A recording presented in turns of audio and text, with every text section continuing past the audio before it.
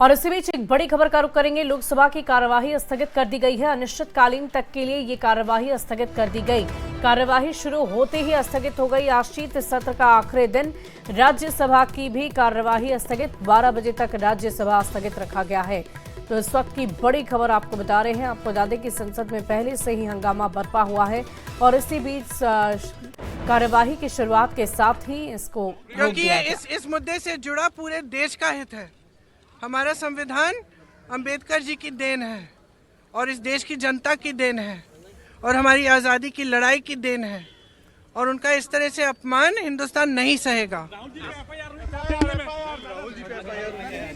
तो आपने सुना प्रियंका गांधी ने क्या कुछ कहा है। उन्होंने कहा कि अंबेडकर जी का अपमान कांग्रेस नहीं सहेगा। लोकसभा की कार्यवाही फिलहाल स्थगित कर दी गई है। इस वक्त की बड़ी खबर आपको बता रहे हैं। राज्यसभा की कार्यवाही भी 12 बजे तक के लिए स्थगित है और शुरू होते ही इस कार्यवाही को रोक दिया गया। अनिश्चितकालीन तक के लिए स्थगित कर दिया गया है। आपको बता दें कि सत्ता पक्ष और विपक्ष की तरफ से लगातार हंगामा बरपा हुआ है और एक एक करके अंबेडकर को लेकर सभी नेताओं की तरफ से बयान दिए जा रहे हैं। करेंगे।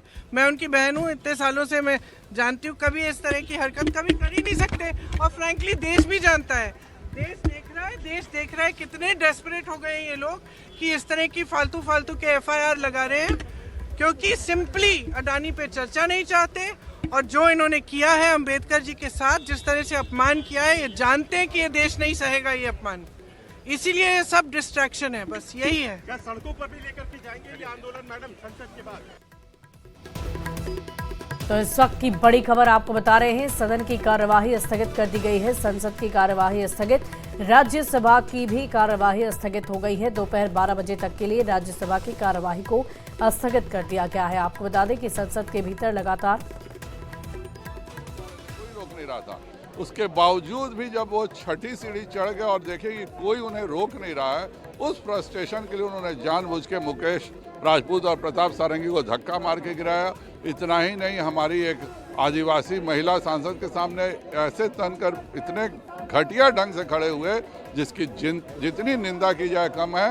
राहुल गांधी दुर्भाग्य से संसद को और इस देश को अपने कांग्रेस पार्टी के जर खरीद गुलामों की तरह यह देश को समझ रहे हैं। उनको हर हालत में लोकसभा में माफ़ी मांगनी चाहिए और नहीं तो लोकसभा स्पीकर को कार्रवाई करनी चाहिए। जो इस देश का संविधान कहता है एक फिजिकली हैंडल किया गया है 2 सांसदों को, उस पर संसद में भी उनके ऊपर कार्रवाई निश्चित तौर पर होनी चाहिए।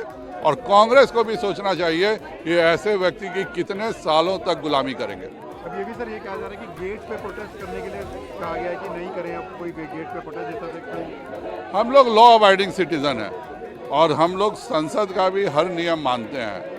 4-5 बार माननीय लोकसभा स्पीकर ने कहा था कि मकर द्वार पे। तो संसद की कार्यवाही रोक दी गई है। लोकसभा की कार्यवाही स्थगित कर दी गई है। इस वक्त की बड़ी खबर आपको बता रहे हैं। सदन की कार्यवाही अनिश्चितकालीन तक के लिए स्थगित कर दी गई है।